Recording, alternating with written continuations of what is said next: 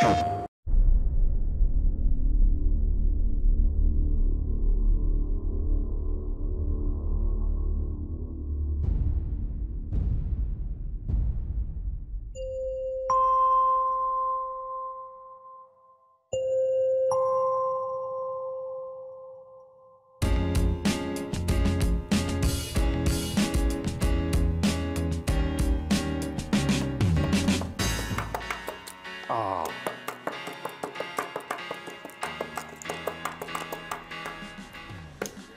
We don't want to be just a factory game studio.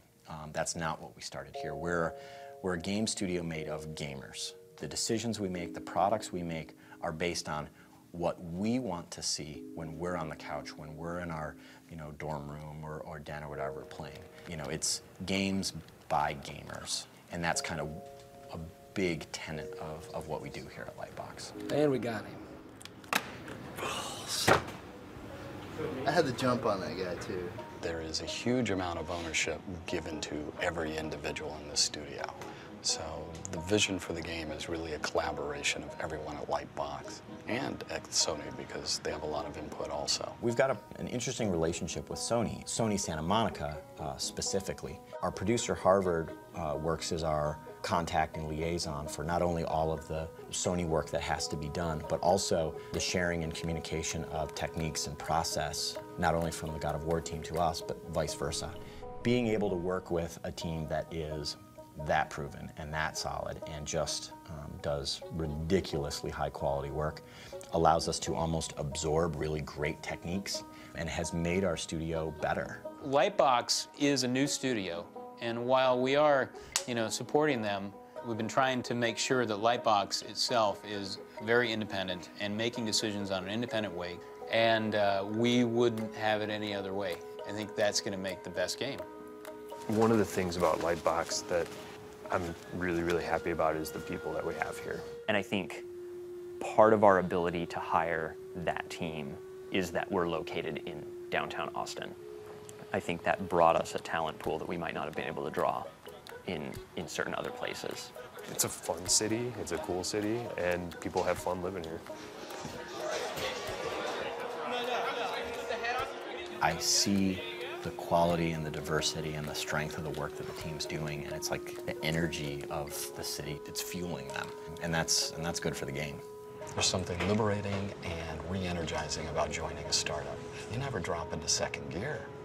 It's just go. Decisions are made and you move forward. Lightbox, as cheesy as the metaphor sounds, they love to shoot from the hip. He can't play against this. Hell no. Does he get graded on the sound of his snaps? Starhawk is the spiritual successor to Warhawk. It was a really successful multiplayer-only game. We wanted to change things up a bit. It has a single-player campaign. That's where our character Emmett Graves comes in. He and his brother, a family operation, had a rift claim out in a distant planet. As is unfortunate and common in the frontier, an outcast warband rolled in and destroyed their extractor, and the rig exploded. As what happens with exposure to rift energy, both brothers were directly exposed. It's incredibly painful for Emmett, and now he bears the mark, the brand of an outcast warrior, and he became outcast himself. And so Emmett ended up being almost like a hired gun, like a gunslinger. So we have a Wild West situation happening out on the fringes of space. So we put those things together and we say, we feel like we're in a good position as a team and in terms of where the market for shooters is at right now, for us to do a game that's not super linear, that gives the player more empowerment to approach situations the way that he wants to approach them. The build and battle system is one part of doing that. The thinking behind build and battle is, in any shooter, you would go to your inventory and pull out a weapon, a pistol, a rifle, a rocket. Each one of those weapons has a specific role in the battlefield, and the player is required to make moment-to-moment decisions as to which weapon to use. Build and battle takes that one step further. What would happen if the player could pick out a bunker or pick out a device that would spawn hawks?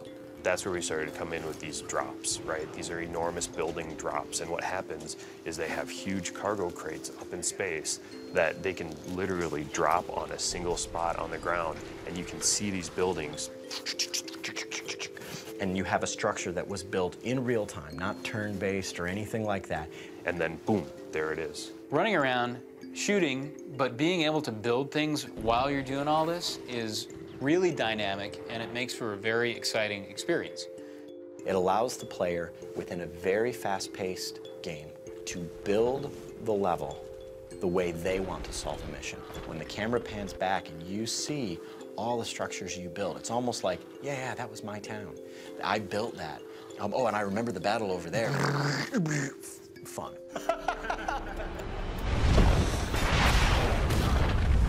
The Warhawk fans are the heart and soul, and I want to provide them with the ammunition of argument. So when they get their buddies that go pick up some other shooter or something like that, I want them to be able to go like, yeah, but can you do this? And have you tried that? And really give them the opportunity to be proud of the game they're playing and want to show it off to their friends just because it's freaking cool.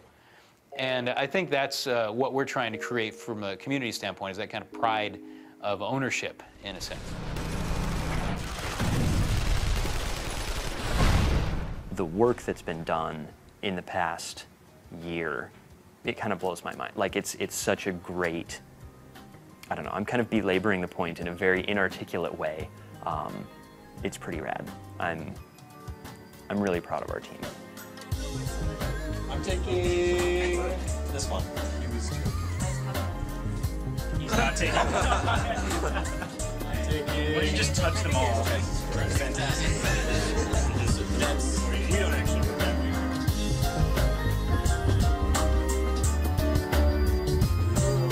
To me, there were two lines that we really needed to avoid. And one was the Space Marine line, and the other was the military line. Because going both directions, you walk in a very, very crowded field. We wanted to find something in the middle that felt like it could really stand out in that crowded market.